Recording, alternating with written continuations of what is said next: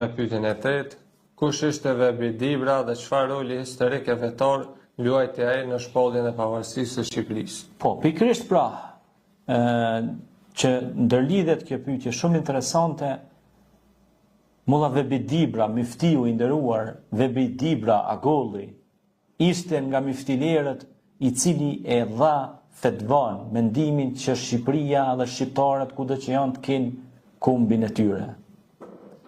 Dhe të gjithë ishin duke e pritur edhe xhamati, po edhe imamllarët, se imamët merrnin mendimin e miftisë, se miftia është kryesori i imamëve. Po.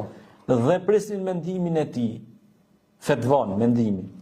Dhe ai tha që duhet të bëhet pavarësia e kombit shqiptar. Dhe kur e tha i fjalën që duhet bëhet pavarësia e kombit shqiptar, më njëherë 27 hoxhallar nënshkruajtën deklaratën e pavarësisë së kombit shqiptar. Pra shikoni çfarë ndikimi kanë krerët udhëheqësia, sepse udhëheqësi i është besu detyra. Nga imamët është zgjedh mifti. Po ti pse e zgjedh tash mifti, nuk do të thotë që ti me shkel mbi gjakun e të parëve, me shkel mbi trullin ton. Po. Nuk guxon ta bësh ata. Sepse Zoti jep forcë pastaj djemve të ri,